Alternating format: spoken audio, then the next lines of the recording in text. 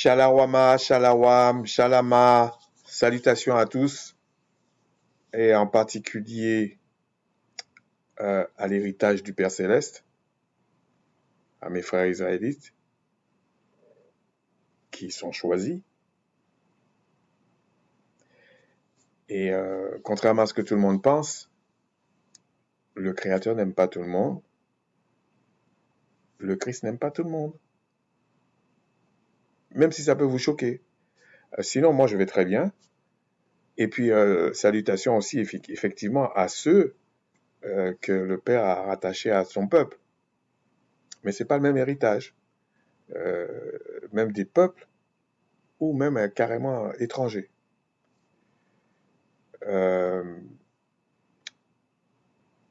Et puis, sinon, je vais très bien. Je vais très bien. Donc, on va faire la suite.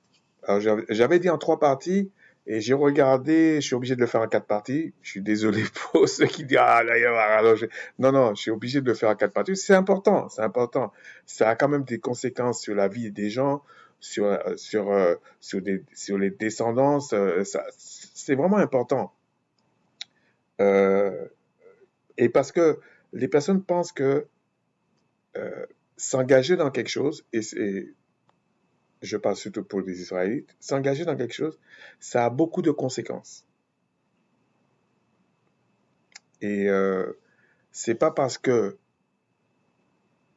ça a des conséquences qui peuvent être bénéfiques qu'il n'y a pas le mauvais côté de la chose. Si tu foires ça, tu foires. Et ça peut avoir des conséquences sur des générations. Et, et donc, j'avais dit 3 parties, mais en fait, on va garder les 2 premières parties. Euh, les premières autorités. Ensuite, euh, qu'est-ce que j'avais dit? Ouais, la loi du mariage, vraiment. Là, on va voir les effets. Le dernier, je vais toujours faire les responsabilités, mais les effets spirituels. En fait, c'est comme aussi bien sur la terre que les relations avec le céleste. Parce que le mariage, c'est pas une simple affaire. Et je suis pas en train, je suis pas en train de traiter ici des choses les choses atypiques qui sont pas le mariage, soit mixte, je sais pas moi, c'est pas un truc sur les choses atypiques. Parce que oui, des fois on est obligé d'en parler, ce qui n'est pas le mariage, comme dans la loi j'avais fait, ce qui n'est pas le mariage, voilà. Mais c'est pas une étude sur ça, c'est pas un partage sur ça. Non, c'est il faut bien regarder les choses modestement en fait. Mais ce que j'essaie de partager là, ça a beaucoup de conséquences. Parce que j'ai abordé quand même déjà la loi en tant que telle, comment tu te compares par rapport aux autorités, euh, c'est quoi la loi. J'ai été même quand même dans le lit des gens. Les gens qui font n'importe quoi dans le lit là et qui pensent que ça n'a pas de conséquences, ça a une conséquence énorme en fait. Donc, mais avant de commencer, et oui, la genèse de ça, c'était quoi? C'était, je le répète, c'était Armando, monsieur Armando, qui se dit docteur. Hein. Docteur, peut-être même un peu prophète. Bon, mais on va dire docteur, et qui, j'ai trouvé que il a parlé d'un truc assez grave, qui est le mariage, qui est, c'est-à-dire que, bon, je parle pas là pour lui, ça me fait toujours quelque chose quand quelqu'un vient parler euh, pour les autres, en fait, parler pour donner soi-disant des conseils aux autres, alors que il mesure pas la gravité de la situation. Je suis conscient que j'ai donné ma vie pour personne et que la vie de l'autre est très importante, pour lui au moins. Et je n'ai pas le droit de venir raconter ou de dire des choses qui me passent par la tête. Et c'est ce que je reproche à, aux catholiques et à ce qui se dit christianisme, qui n'est pas vraiment le christianisme pour moi. C'est-à-dire, ils veulent faire passer une doctrine avant de prendre en considération l'autre. Parce que le fait que Christ est venu sur la terre pour donner sa vie, si on prend de façon globale, pour donner sa vie, le fait qu'il a donné sa vie, c'est vrai qu'il l'a fait parce qu'il obéissait à son Père, c'est vrai, c'est vrai. Mais c'est vrai parce qu'il l'a fait parce qu'il avait l'amour pour l'autre. Et il ne faut pas oublier la loi, il y a une loi fondamentale euh, pour les Israélites, c'est tu dois aimer ton frère comme toi-même. Et Christ a été plus loin, il a dit, parce que c'était pas nouveau comme on dit, mais c'était un aspect qui était nouveau. Comme moi, je vous ai aimé. Et il n'y a pas plus grand amour que de donner sa vie pour ceux qu'on aime. Et je ne le sens pas ça dans la doctrine catholique, on va dire christianisme. Je ne le sens pas ça. Et c'est ce que je me permets de reprocher à des gens comme Armando et d'autres. Hein. La légèreté de parler des sujets très difficiles, euh, pour moi, c'est un peu criminel. De même que je dirais la même chose pour quelqu'un avec ce qui se passe dans le monde, parce que c'est pas l'objet du partage là. Moi, je peux pas, personnellement, je peux pas dire je crois en le Créateur, je crois en le Christ, ok, et avoir deux poids deux mesures. Je peux comprendre que les gens qui sont dans le problème pensent que leur problème c'est le problème le plus grave de tout l'univers. Moi, je peux comprendre, même si c'est des fois faux, mais je peux comprendre.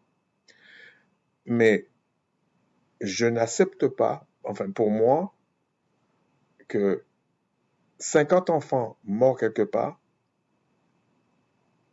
ça vaut 2000 enfants morts de l'autre côté. Moi, je suis pas d'accord. Parce que pour moi, c'est horrible de tuer des enfants, on va dire comme ça, découpés ou pas, peu importe comment ils sont morts.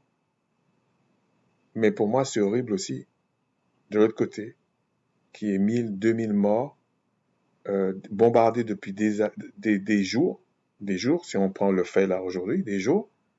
Donc déjà, les enfants étaient traumatisés pendant plusieurs jours. Et là, la tête a explosé avec une bombe de je sais pas combien de tonnes. Je ne vois pas ce qui fait que ça justifie de l'autre côté aussi. Non, non, non, non. En revanche, je peux chercher à comprendre pourquoi c'est arrivé. Si quelqu'un emmerde quelqu'un depuis 10 ans et puis l'autre lui met une patate dans la tête et puis moi j'ai pris la photo de celui qui met la patate dans la tête, moi je peux faire croire aux gens que celui qui a mis la patate dans la tête, il avait tort. C'est vrai qu'il a tort de lui mettre un coup de poing dans la... Oui, il a tort. Moi, je suis le premier à dire, tu ne devrais pas faire ça. D'accord. Mais quand tu fais l'enquête, tu vas te poser la question, ah, depuis 10 ans, l'autre l'emmerde, il ne décroche pas, tu lui mets des coups de poing, tout ça. Ben, je ne sais pas quoi penser. Arrangez-vous entre vous. Mais que un ne vient pas me dire que celui qui a reçu le coup ne vienne pas me dire que les 10 ans qu'il a emmerdé l'autre, c'est rien. De quel droit il fait ça? Donc voilà, donc pour être juste, je crois en le Christ, je crois en le Père céleste. Pour moi, c'est pas un truc, c'est pas une blague. Je veux pas perdre ma vie, mon salut, pour tricher. Le mal, c'est le mal, le bien, c'est le bien. Et je m'en fous, même si c'est quelqu'un de ma famille, même si c'est ma propre mère. J'ai eu une discussion avec elle, j'étais obligé de lui dire, voilà, il y a ça, il y a ça, il y a ça. Elle m'a dit, ouais, c'est vrai. Donc, si je le fais pour mes propres parents, je veux dire pour des gens que je connais même pas, je vais le faire. Donc, c'est comme ça. Et le bien, c'est le bien, le mal, c'est le mal. Et c'est un commandement qu'on a reçu. Tu n'appelles pas bien mal, tu n'appelles pas mal bien. Non. Bon, voilà. Ceci étant dit, je ne vais pas m'attarder sur ça, parce que j'aurai l'occasion d'en parler dans d'autres choses. Alors, je disais, les vidéos que j'ai faites sur le mariage, là, et en général, hein, je ne fais pas ça pour condamner des gens. Et je ne condamne personne. Mais je dis plutôt aux personnes, et je pense que mes frères c'est pareil, repentez-vous. Si vous êtes israélite, si vous craignez le Créateur, repens-toi. Repens-toi. Et ne pêche plus. C'est pour ça que je ne suis pas d'accord avec ceux qui se disent chrétiens. Pour moi, ils ne sont même pas chrétiens, en fait. Je le dis sincèrement. Parce que quand on prend la femme adultère qu'on est venu présenter devant le Christ, et le Christ lui a dit, je ne te condamne pas, mais va et ne pêche plus. Quand Christ parle là, quand il dit ne pêche plus, il fait allusion à quelle loi? Il fait allusion à la loi que le Tout-Puissant avait révélée à Macha. Il fait allusion à ça. Et la femme lui a pas dit, mais tu parles de quelle loi? Tout le monde s'est compris. Ok? Christ a compris, la dame a compris. Mais quand tu entends les chrétiens parler, non, la loi de Macha, c'est caduque. Ah bon? Non, c'est pas caduque. C'est pas caduque. Voilà. Christ n'a jamais dit dans sa bouche, en tout cas dans ce qui est écrit, que la loi est caduque. Donc il faut chercher à comprendre. Sinon, ce que j'avais dit pour le mariage, je le rappelle, j'avais pris en 7 étapes. Le mariage, enfin, on va dire le mariage. Il y a la première étape, bon, vous pouvez mettre d'autres étapes hein, ou enlever, peu importe. Il y a l'attirance physique.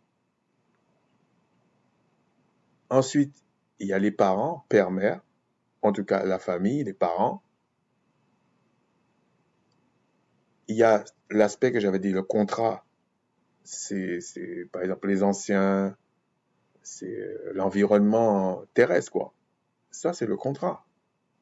Donc, si la personne veut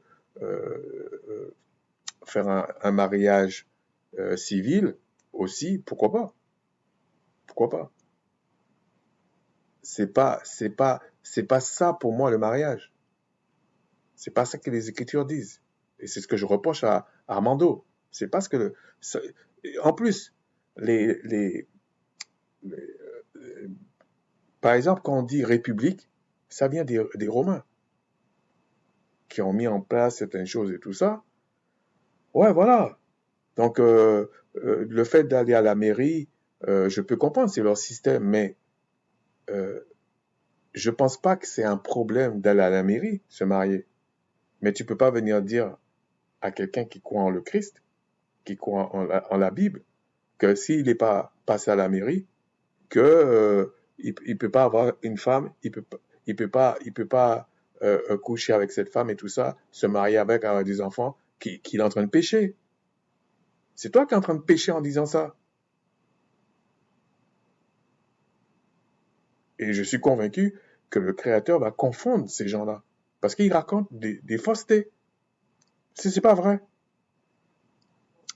Que à cause du péché qu'il y a dans ces milieux chrétiens, tout ça là, des gens pas sérieux, on met, on va dire, un garde-fou en disant, il faut que tu ailles à la mairie avant de t'engager. Je peux comprendre. Mais ça, c'est pas la Bible. Ça, on a fait un arrangement. OK? C'est beaucoup plus grave pour moi quand tu vas te marier avec une femme, tu vas prendre la fille d'autrui, hein, sans parler aux parents, sans faire des choses comme il faut. Et tu dis que tu crois en la Bible. Moi, je te crois pas. Par contre, je ne juge pas ta foi, hein, mais je te crois pas. Tu as fait tes affaires. Voilà. Ensuite, le quatrième, il y a vraiment le sexe en lui-même. Après, il y a la responsabilité. Parce que dans un couple, il y a la responsabilité de la femme et il y a la responsabilité de l'homme aussi. Il y a le respect ensuite de la femme et de l'homme. Et je continue à penser que le respect, euh, bon, vous allez peut-être trouver pour certains que je suis un peu dur, mais je le crois sincèrement. Je crois que l'homme qui est le chef, en principe, selon les Écritures, c'est lui qui doit aimer. Parce que le fait qu'il a des responsabilités, pour que ces responsabilités prennent la place, il faut qu'il ait tendance à aimer. Alors que la femme, on attend d'elle qu'il y ait au moins le respect. Mais ça ne veut pas dire que l'homme ne doit pas respecter aussi. Okay? Et ensuite vient ce qu'on peut appeler l'amour.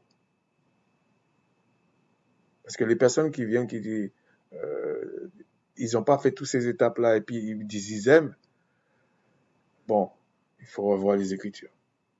Ensuite, il y a aussi un truc que je voulais partager. Dans les couples, en tout cas dans certains couples, il y a des gens, tu répètes plusieurs fois la même chose, des fois 20 ans, 30 ans.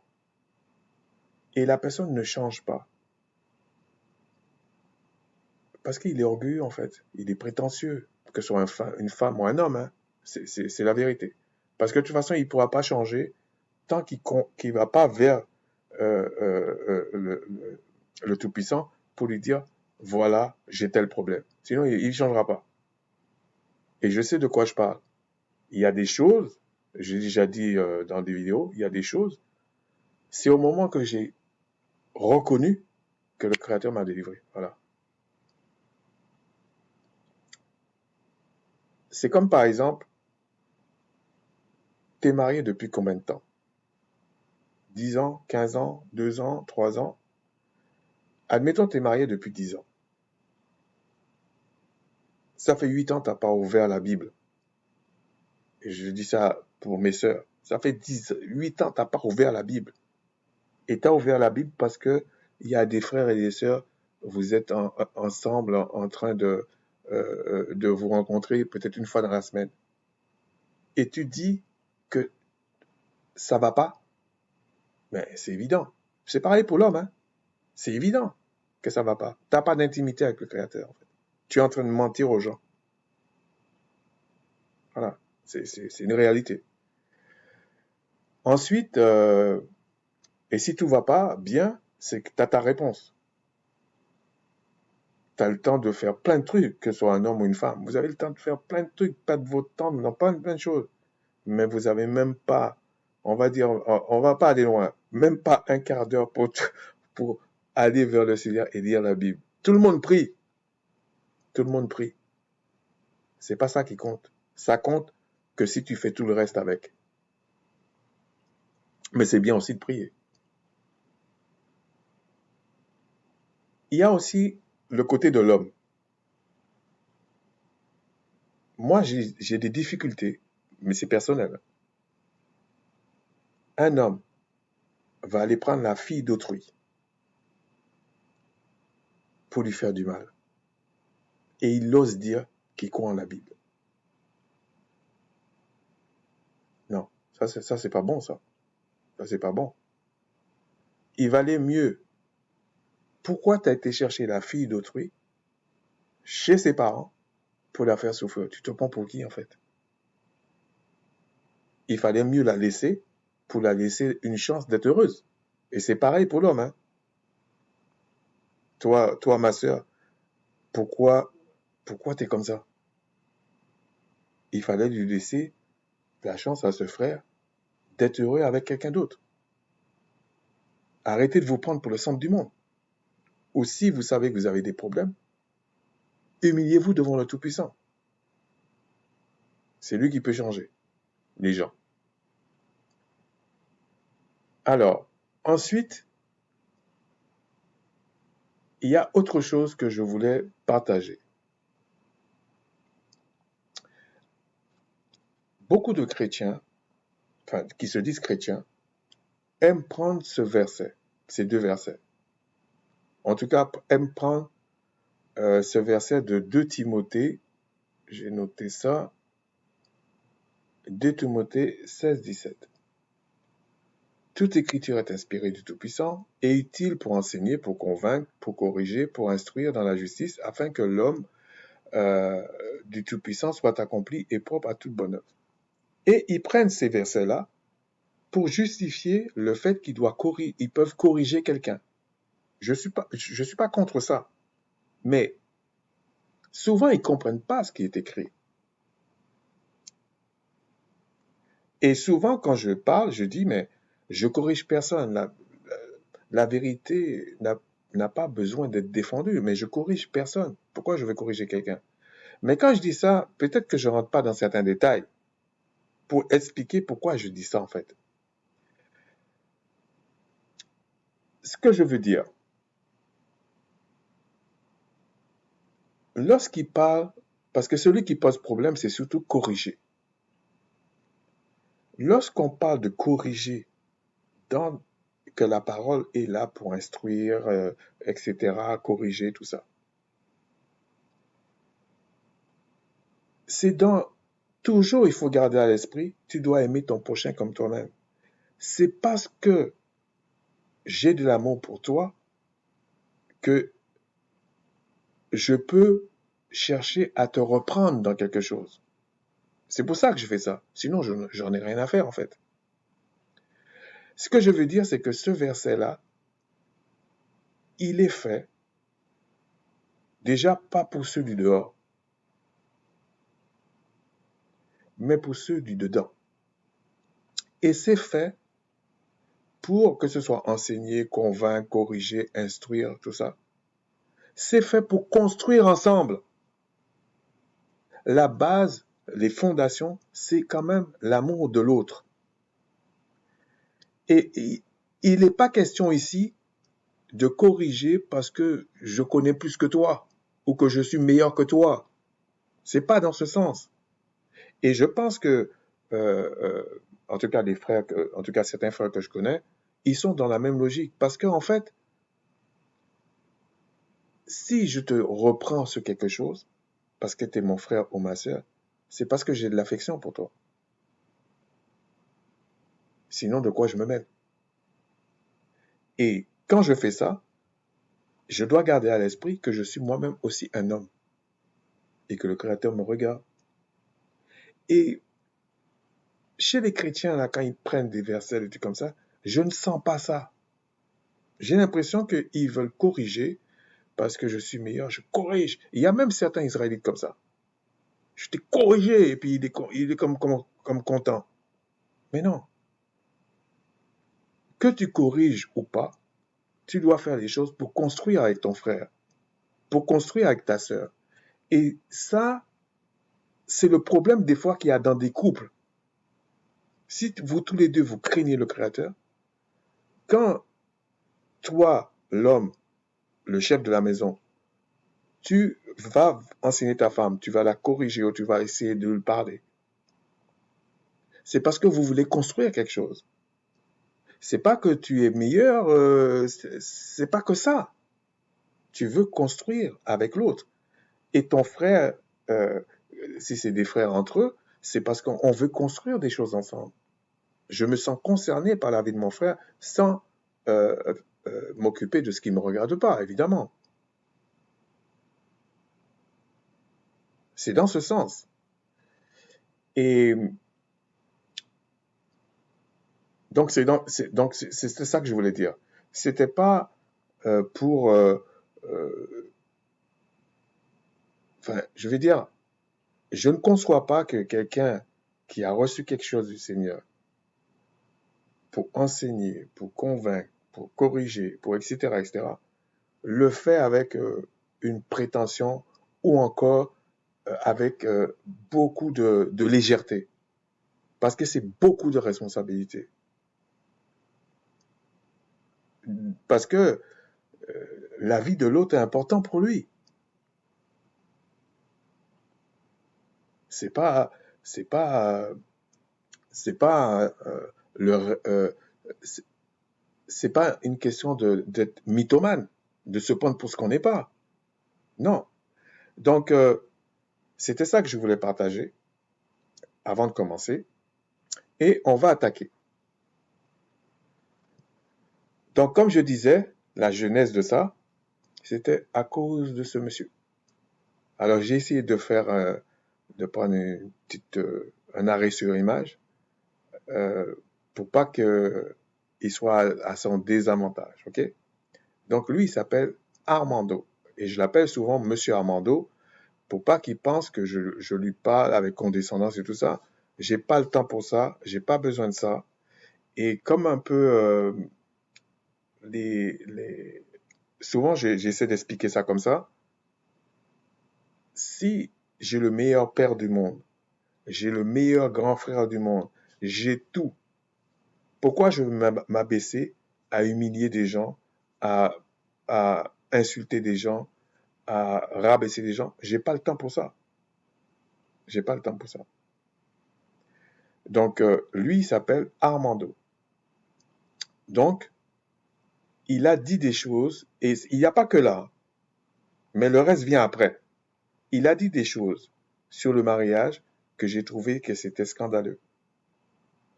Si tu n'as pas le temps de parler des choses graves, parle de façon restreinte et ensuite reviens avec certains détails. Parce que il ne faut pas laisser croire aux gens que le mariage c'est quelque chose qu'on peut pas réussir ou quelque chose qui est qu'une question de aller à la mairie, pas aller à la mairie. C'est plus que ça le mariage. Okay? Donc on va commencer avec, je vais vous dire exactement ce que j'avais pris. Donc j'avais dit c'est cette partie-là, c'est la partie 3 qui parle des effets spirituels. On peut dire des conséquences, on va dire que ça attire sur vous des malédictions, des bénédictions. Donc j'ai appelé ça les effets spirituels.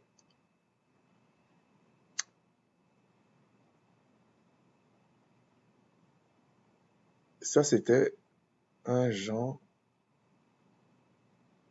Oui, je voulais rappeler aussi, Ecclésiaste le dit dans 7,29.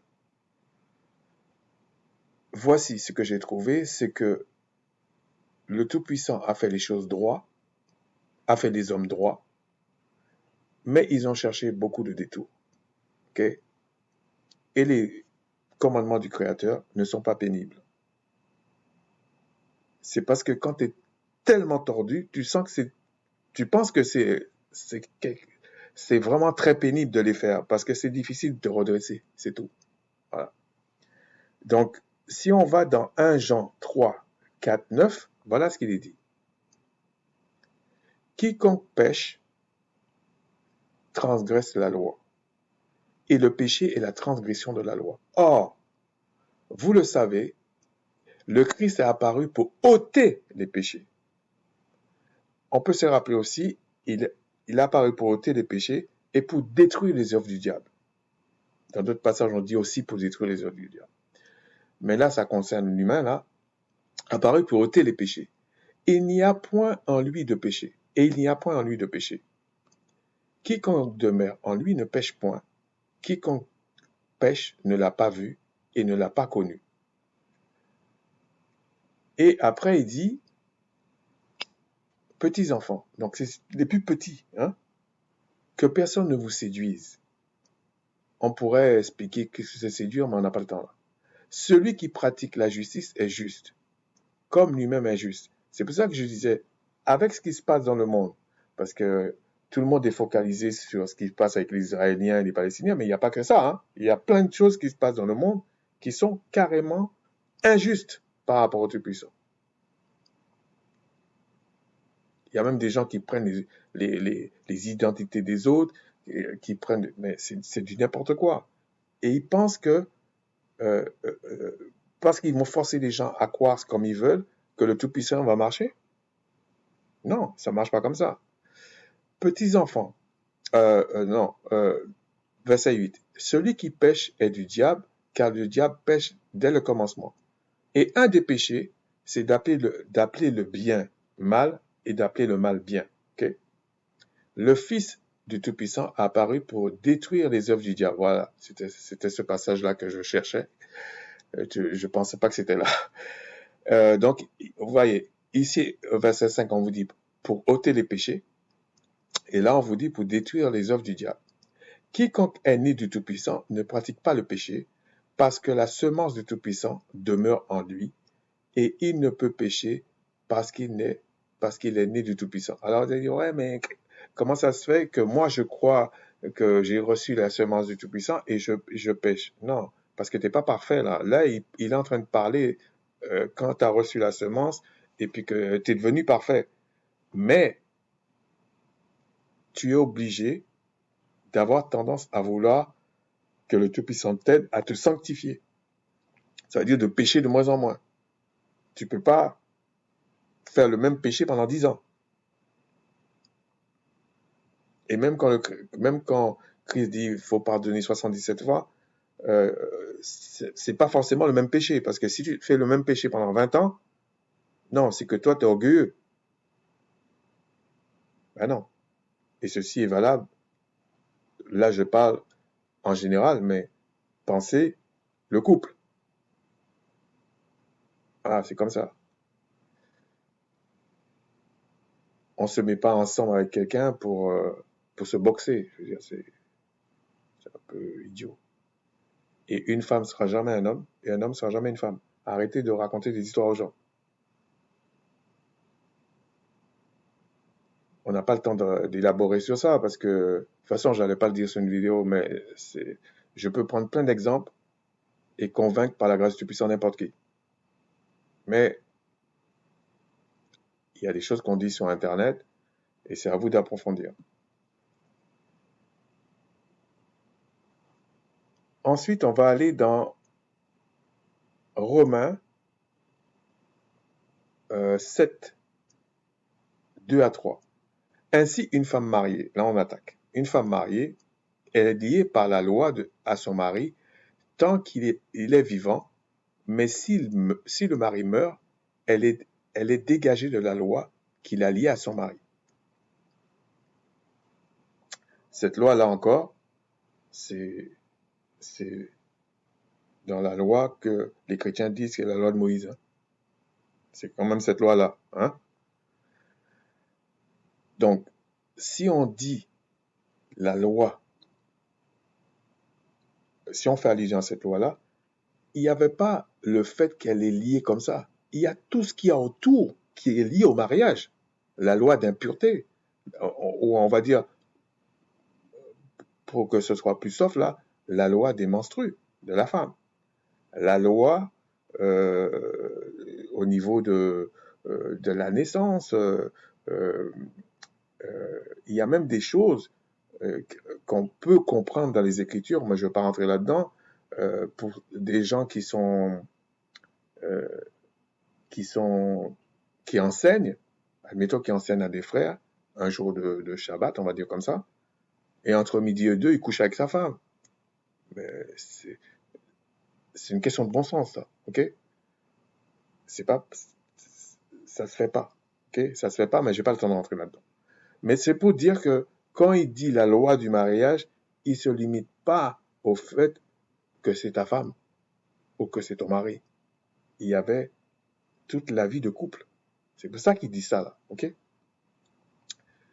Si donc, du vivant de son mari, elle devient la femme d'un autre homme, elle sera appelée adultère. Ouais. Mais si le mari meurt, elle est affranchie de la loi, de sorte qu'elle n'est point adultère en devenant la femme d'un autre.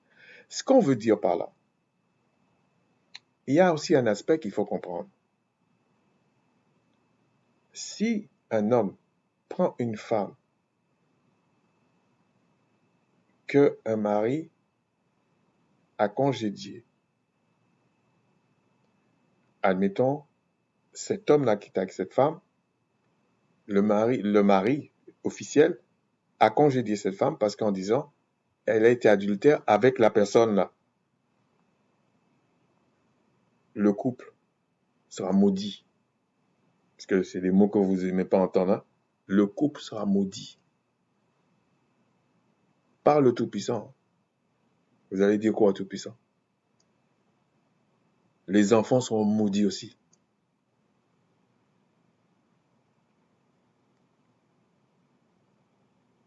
Alors vous allez me dire, oui, mais David avait fait ça, ouais, mais David s'est vraiment humilié, et le premier enfant, le Seigneur l'a zigouillé aussi. Mais moi, à votre place, je ne prendrais pas cette chance, comme on dit. Déjà parce que vous n'êtes pas David. Vous n'êtes pas roi d'Israël. Hein? Donc, je ne prendrai pas cette chance. Et David s'est vraiment humilié. Parce que c'est une narration, on parle comme ça, mais il s'est vraiment humilié. Donc, moi, à votre place, je ne prendrai pas cette chance. OK? Donc, ici, regardez, 2 versets, regardez tout ce qu'il y a derrière. Et des fois, les gens parlent, ils prennent le verset comme ça. Il est lié au mari. Non, il y a lié au mari, mais avec le rôle de la femme, le rôle de l'homme et leur comportement vis-à-vis on va dire, d'autrui, mais vis-à-vis du Tout-Puissant. Tout ça est condensé là-dedans. Ensuite, on va aller dans... Donc, je veux dire, il y a des conséquences. Pourquoi j'avais mis ça? Oh non, c'était juste comme ça. Si on va maintenant, on va aller dans 2 Corinthiens 11 au verset 2 seulement. Ça, c'était pour expliquer, j'avais essayé d'expliquer ça la dernière fois, mais je vais le recommencer. Car je suis jaloux d'une jalousie du Tout-Puissant, parce que je vous ai fiancé à un seul époux, pour vous présenter à Christ comme une vierge pure. Il y a plein de choses que, si on rentre dans les détails, ça paraît pas cohérent. Je vais vous dire. Bon, la jalousie du Tout-Puissant, je comprends. Fiancé et époux. Ça colle pas aujourd'hui, ça. OK? Ça colle pas. Tu peux pas être un époux et en même temps, tu es toujours vierge. Il y a quelque chose qui colle pas aussi.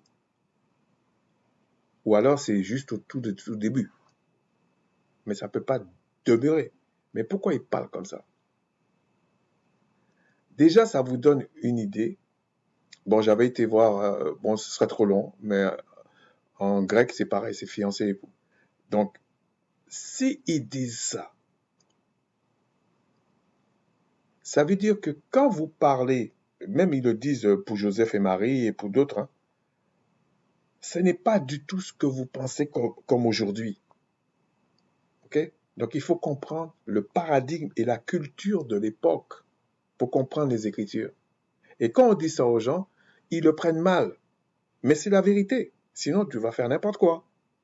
Et je trouve que, pour moi, hein, quelqu'un qui enseigne les Écritures doit tenir compte de ça. Surtout quand il est docteur ou qui se dit docteur. Donc ici, c'est l'apôtre qui dit qu'il est jaloux d'une jalousie du Tout-Puissant. C'est-à-dire, quand il dit une jalousie du Tout-Puissant, ça veut dire qu'il c'est pas pour vous détruire, c'est pour vous élever, c'est pour vous mettre en valeur. C'est pas pour vous détruire. Parce que la jalousie qui est négative, c'est souvent cette jalousie pour faire du tort à l'autre. Ok, il parle pas de ça ici. Parce que je vous ai fiancé à un seul époux. Ah, donc ça veut dire que Christ est déjà l'époux. Et si on fait le parallèle euh, avec euh, l'esprit de vérité, etc., etc., ça veut dire qu'il y a déjà des relations. Il y a déjà des relations. C'est pas comme si tu veux, quand Christ dit euh, demeurez en moi, je serai en vous, et nous ferons notre demeure chez vous. Bon, je ne vais pas rentrer trop dans les détails. Quand il dit ça, si ton époux fait sa demeure chez toi, c'est que tu es marié, en fait. Tu n'es pas que fiancé comme ça. Tu es marié. OK? Et si tu es marié, tu n'es plus une vierge pure. Donc, quand il parle là, il faut bien comprendre quand il dit comme une vierge pure, etc. Il faut le prendre, tu peux le prendre physiquement, mais il faut le prendre euh, euh, avec la notion d'engagement, un peu comme le baptême, là, un peu un engagement, ok? C'est-à-dire que tu es fidèle. C'est comme ça qu'il faut le prendre. Mais ici, si on dit que Christ dit, je ferai ma demeure chez vous, ça veut dire que quelque part, vous êtes ensemble, ok? Bon, même si ce n'est pas encore, il n'y a pas encore la noce, etc., etc. Mais là, on parle spirituel, ok? On parle spirituel.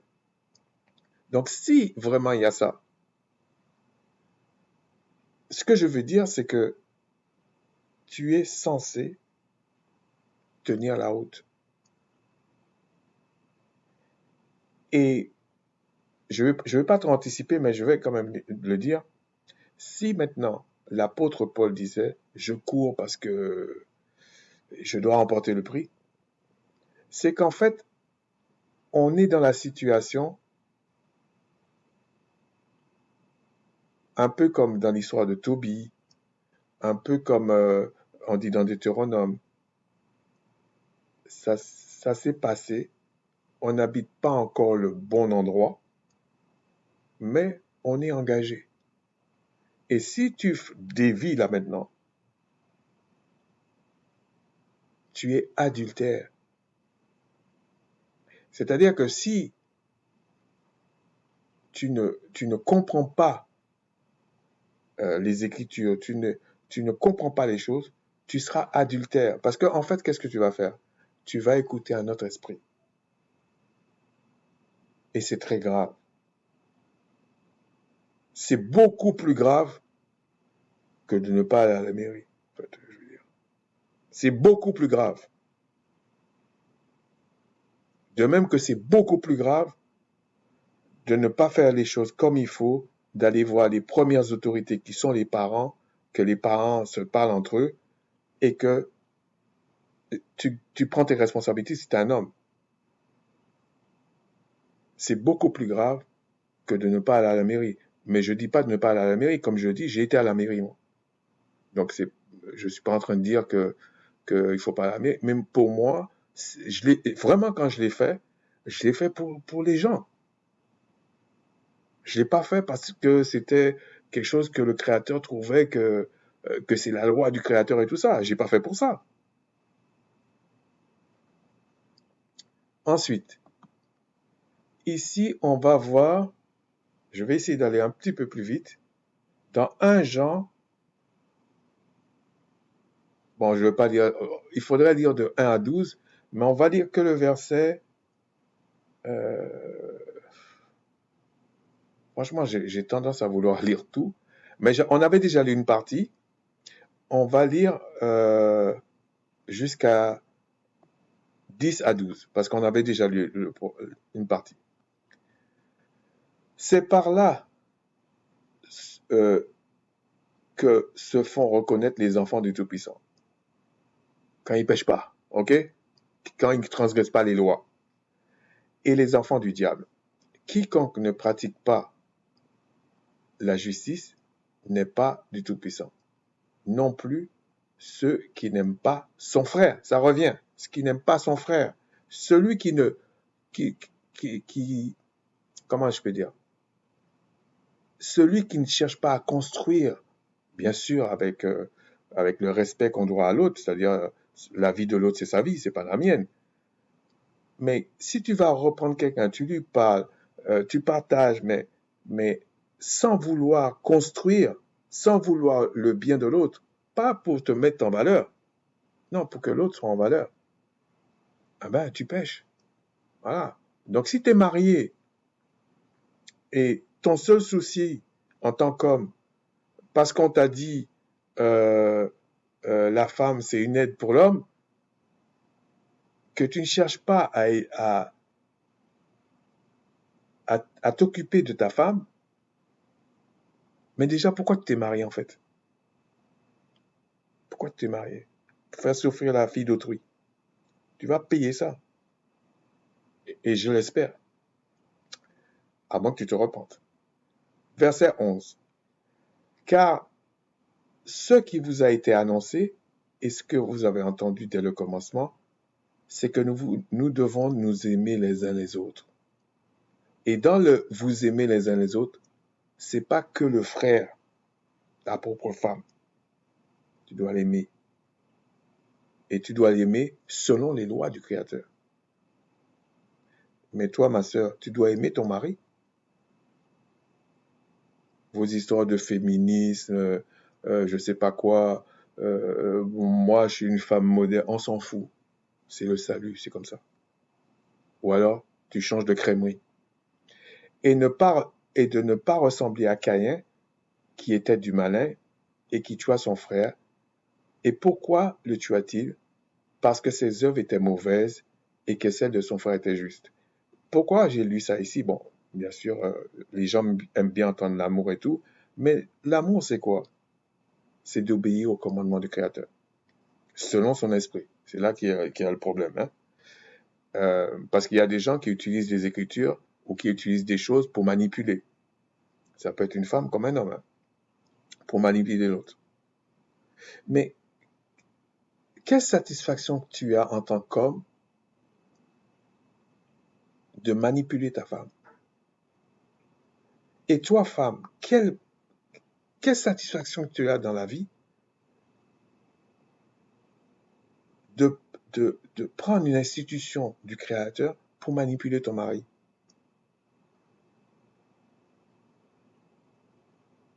Je peux comprendre que de temps en temps, il peut y avoir un petit caprice, mais manipuler. Et puis, tu comprends pas pourquoi ça marche pas. Tu comprends pas pourquoi tout foire. Ben, t'as ta réponse. Que tu sois un homme ou une femme, aimer, c'est pas manipuler l'autre.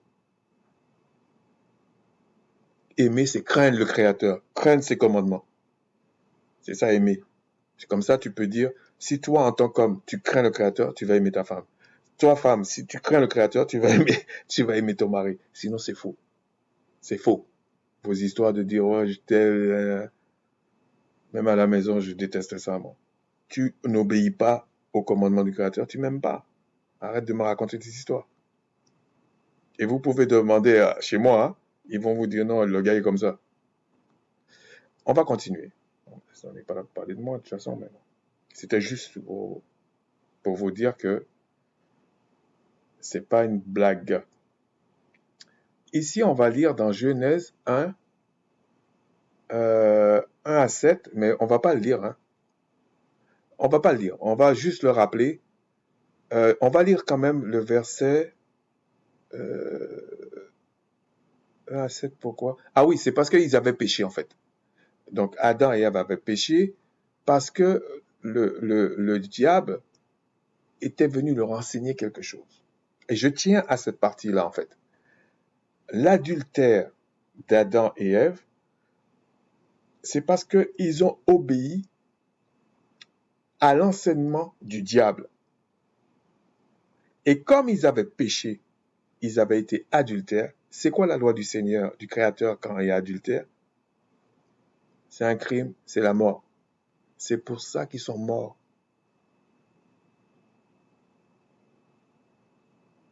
Alors, ce qui est un petit peu compliqué, c'est que il y a des hommes qui peuvent dire à leur femme, mais moi, si je te dis quelque chose, il faut me croire. Mais toi, femme, tu dois croire ton mari si ce qu'il dit est selon l'esprit du Créateur. C'est ça ta boussole. Et toi, homme, si tu veux que ta femme te croie, il faut que tu aies passé toutes les étapes là pour qu'elle soit rassurée de ce que tu lui racontes, c'est pas encore une baliverne pour la manipuler. Tu dois la gagner. C'est pas parce que tu es marié avec, ça y est, c'est fait. Toi, la femme, c'est pareil. Ah, mais mon mari, il me respectait pas. Ouais, mais tu le respectes pas. Donc le gars, il est prudent. C'est normal. Donc c'est des conséquences. Et c'est pas une question que tu sois passé à la mairie. Ça suffit pas. C'est même inutile ce truc, mais je veux dire, il faut être intelligent. Si tu veux craindre le Créateur, il faut lui montrer que tu aimes ses commandements. Sans être un fanatique, hein. Je parle pas de ça. Je parle pas de ça.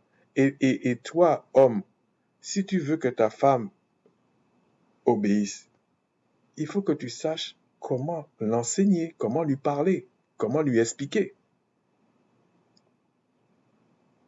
Et toi, ma sœur, si tu comprends pas ce que ton mari te dit, ben, il faut lui dire tu comprends pas. Ça sert à rien de faire comme si tu comprends et puis tu sais pas appliquer.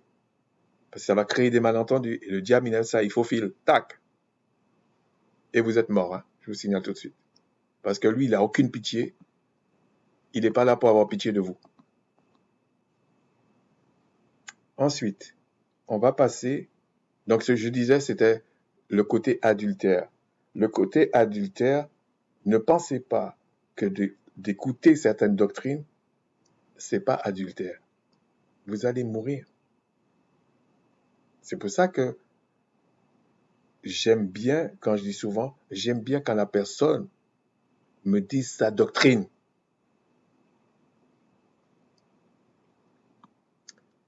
Ensuite, on va passer à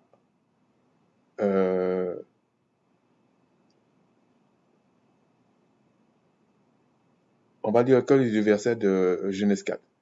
Adam connut Ève, sa femme, elle conçut, elle enfanta Caïn, et elle dit, j'ai formé un homme avec l'aide du Tout-Puissant.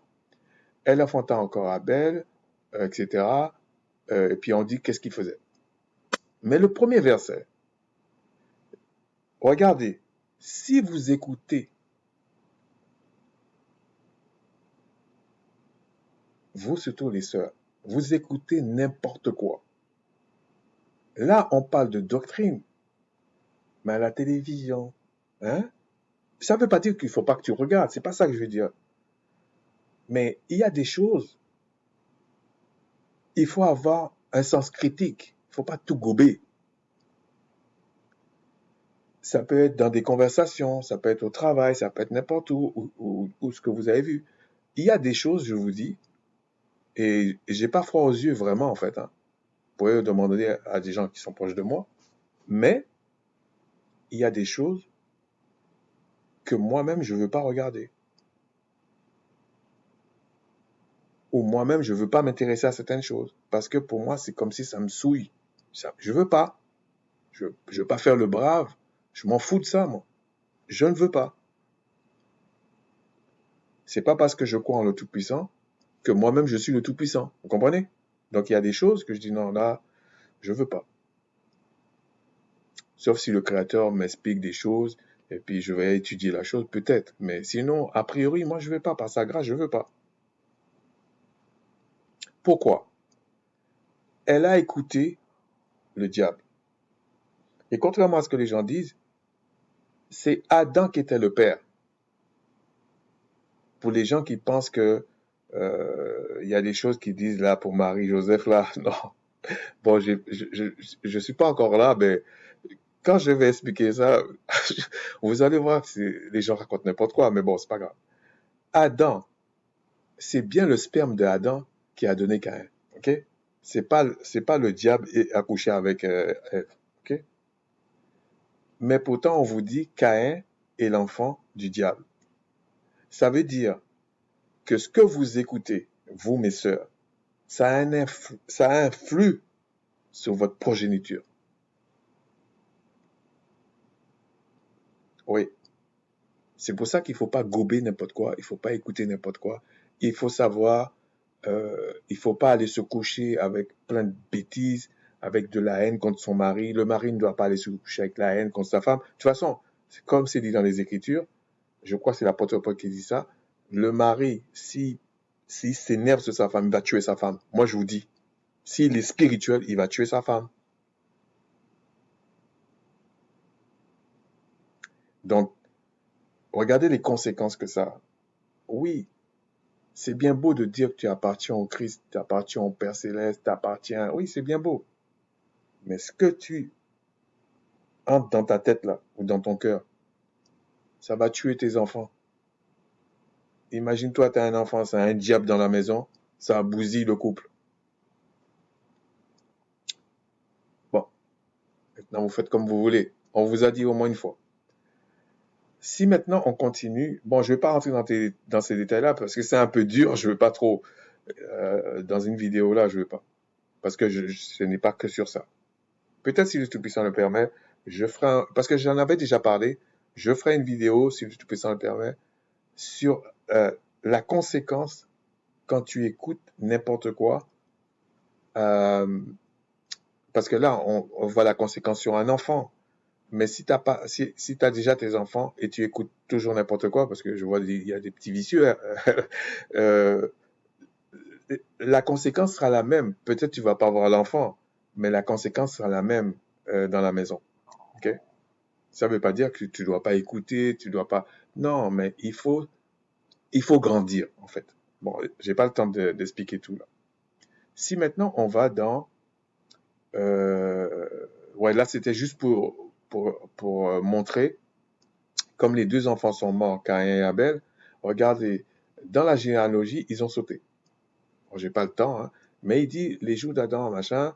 Mais il dit, attendez. Il est béni. Voilà. Adam, âgé de 130 ans, engendra un fils à sa ressemblance, selon son image, et lui donna le nom de Seth. Je dis ça pour deux raisons. On n'a pas pris en compte Caïn et Abel dans cette généalogie. On a commencé directement par Seth. Mais lorsqu'on dit selon son image, ça rappelle dans Colossiens qu'on dit Christ est l'image du Père. Et il y a des gens qui n'arrivent pas à comprendre quand on dit Christ est l'image du Père, c'est qu'il n'est pas de Père. Seth est l'image de son Père, il n'est pas Adam. Ok? Il n'est pas Adam. Bon, là, c'était une petite diversion, là. C'est pas l'objet non plus. Si maintenant on va dans Deutéronome, je pense que c'est Deutéronome ici. Ouais, dans Deutéronome 24, on va lire le verset 1 et 2. On avait déjà abordé ça là, mais on va entrer dans un petit détail. Lorsqu'un homme aura pris et épousé une femme qui viendrait à ne pas trouver grâce à ses yeux. Là, on dit qu'il ne trouve pas grâce à ses yeux. On ne dit pas qu'elle a été adultère. Hein. Il ne trouve pas grâce à ses yeux. Parce qu'il a découvert en elle, quelque chose de honteux. Il écrira une lettre de divorce et après lui avoir remise en main, il la renverra de sa maison. Elle sortira de chez lui, s'en ira et pourra devenir la femme d'un autre. Ça, comme le Christ il a dit,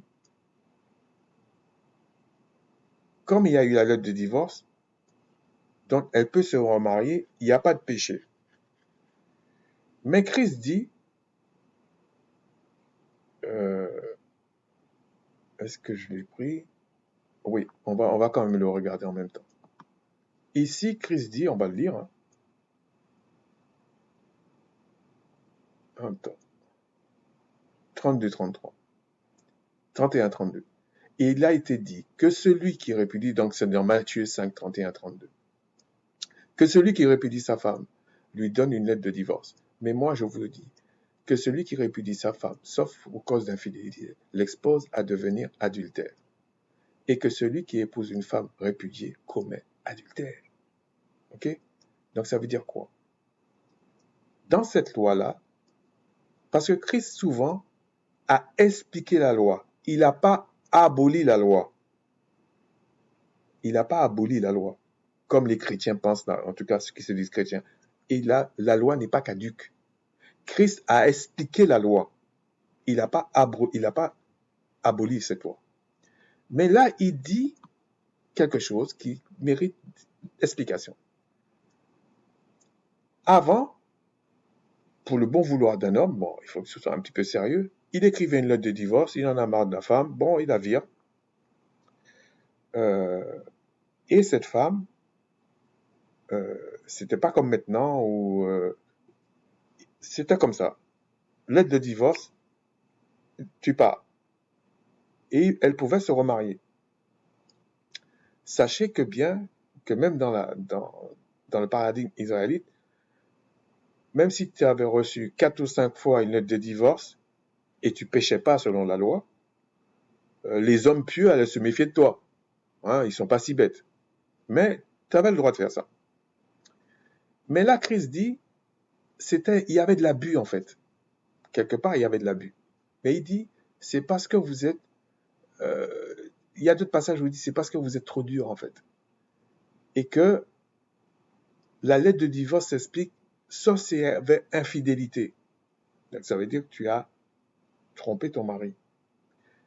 Mais l'infidélité, ça peut être deux formes d'infidélité. Ça peut être physique comme spirituelle. C'est comme si Adam se séparait de Ève parce qu'elle a commis infidélité avec le diable. Mais l'apôtre Paul met une nuance en disant, si cette femme, même si elle ne croit pas en le Créateur, accepte de rester avec toi, ou l'inverse, ben, vous pouvez continuer. Mais quand l'apôtre Paul dit ça, il ne dit pas ça pour quelqu'un qui adore le diable et qui rend un culte au diable carrément. Ah non, ça il faut dégager. Même s'il n'y a pas adultère physique. Mais il ne faut pas non plus inventer, comme je vois les chrétiens, surtout pas seulement en Afrique, hein, un peu partout là, quand ils veulent se débarrasser de quelqu'un, ils disent non, c'est une sorcière. Ben bon, ça c'est une autre histoire. Et quand l'homme est sorcier, on fait quoi? Il faut que la sœur fuit aussi. Mais là, on va dire non, c'est ton mari. Non, non, non, non. Il faut fuir aussi. Mais ici, on te dit, je vous dis que celui qui dit sa femme, sauf au cas d'infidélité, donc on va prendre le côté physique, l'expose pour devenir adultère. Oui, effectivement. Effectivement. Parce qu'elle peut devenir adultère en pensée. C'est pas forcément physique. Ben oui, la personne peut devenir adultère. Et que celui qui expose, d'ailleurs, l'apôtre Paul expliquait ça en disant, sauf pour vaquer à la prière, mais pas pour vaquer à la prière comme ça. Parce que, bon, je vais revenir sur ça une autre fois. Ils ont dit vaquer à la prière, non, c'est pour jeûne et prière. Par exemple, s'il y a un jeûne et prière on va dire, de 2 jours, bah, il faut quand même que tu t'arranges avec ta femme, parce qu'elle peut tomber. Voilà. Et celui qui expose une femme répudie commet adultère. Mais si cette femme a commis adultère et que toi, tu donnes une lettre de divorce, elle est adultère quand même. Donc, si elle va se marier avec un autre homme, là, l'homme commet adultère. La lettre de divorce n'annule pas l'adultère. C'est pas ça qu'on dit. Je vais essayer d'aller plus vite de plus en plus, mais bon. Philippiens. Ah non, je ne veux pas lire tout ça. Je ne veux pas lire tout ça. Je suis désolé, les frères. Allez lire Philippiens 3, 12 à 21, et je vais essayer de comprendre pourquoi j'avais pris ce passage. Ah oui, c'était ça.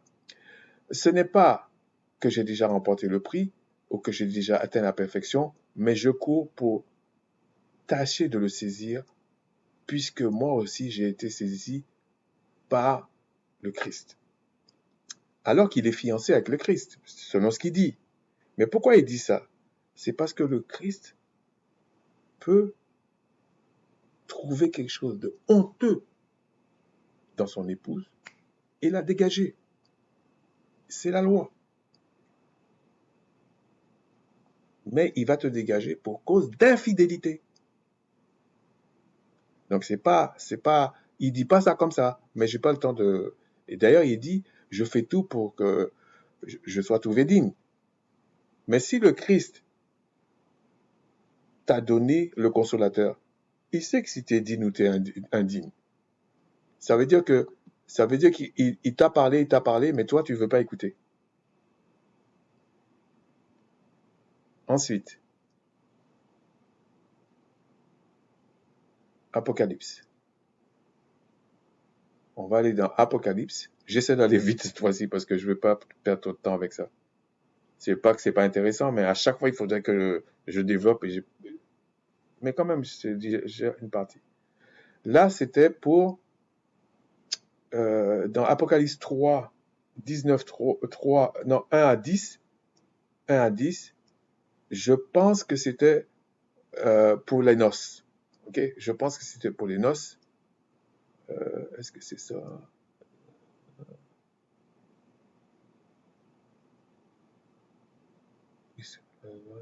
Oui, c'était pour les noces. Je pense que c'est les noces. Ouais, c'est ça, au festin des noces. C'est pour montrer que je voulais simplement expliquer qu'il y avait encore les noces et donc il y avait bien une cérémonie de noces. Donc, ceux qui disent qu'on n'a pas besoin de faire une cérémonie de noces, moi, j'en ai pas fait vraiment, mais euh, ce n'est pas un péché de faire une cérémonie de noces. Ça dépend dans quel état d'esprit tu le fais. Mais même le Christ va le faire. Ensuite, ici, dans Apocalypse, non, dans Jean, ah oui, c'était pour, mais j'ai déjà expliqué pour ça. Non, 1 à 3, j'ai pas expliqué. Que votre corps ne se trouble point, tout ça, il y a plusieurs demeures dans Jean 14, 1 à 3. Il y a plusieurs demeures dans la maison de mon Père. Si cela n'était pas, je vous l'aurais dit, je vais vous préparer une place, etc., etc. Et il dit, lorsque je m'en serai allé, je vous aurai préparé une place, je reviendrai et je viendrai avec moi, je vous prendrai avec moi, afin que là où je suis, vous y soyez aussi. Mais il dit qu'il y a plusieurs demeures. Ici, là, c'est toujours dans le sens qu'après les noces, il faut habiter ensemble. Mais il dit, il y a quand même plusieurs demeures. Bon, ça dépendra le statut qu'a chacun, le type, c'est suivant la mesure d'esprit que le Seigneur va donner à chacun. Le Père va donner à chacun. Donc, il y aura des catégories, puis on va être certains endroits. Mais ce que je veux dire par là, il dit, il y a plusieurs maisons dans la maison de mon Père. Si cela n'était pas, je vous l'aurais dit, je vais vous préparer une place. J'ai entendu Amandon encore dire un truc. Il faut faire attention. Si tu n'as pas compris, tu dis pas. Oui, on va pas vivre dans les cieux, on va vivre sur la terre, mais c'est un peu brouillon, un peu. Mais là, il est dit, il y a plusieurs demeures dans la maison de mon Père, s'il n'en était pas. Et là où je suis, je serai avec vous. En fait, non, là où vous serez, en fait, c'est chez moi, quoi. Il dit, euh, je vais vous préparer une place, je reviendrai et je prendrai avec moi, afin que là où je suis, vous y soyez aussi. Donc, il faut prendre l'Apocalypse, mais il faut prendre toutes les Écritures. Il y a une partie de ce qu'il a dit que je suis d'accord, qu'il y aura bien sur la terre, il y aura des choses, mais en même temps, il y a quelque chose qui lui échappe, parce qu'il ne prend pas toutes les Écritures. Mais quand même, il avait dit question-réponse, il n'est pas rentré dans les détails, mais quand même, les grandes lignes, tu l'as dit. Donc ça, c'est pas bon non plus, mais bon, on en parlera une autre fois. C'était ça que je voulais partager avec vous sur cette partie-là. C'est que le mariage, il faut tenir compte du côté opérationnel, ça veut dire le côté quotidien, le rapport entre l'homme et la femme, selon les commandements du Créateur. Sinon, vous partez en vrille. Sinon, l'homme va demander à la femme un truc impossible, la femme va demander à un homme à quelque chose d'impossible, et ça va aller au clash. Mais c'est pas une question, parce que t'es passé t'es passé à la mairie, que le Créateur va te bénir plus. Non, parce que c'est pas sa parole, ça. Sa parole, c'est d'obéir à ses commandements, et dans les commandements,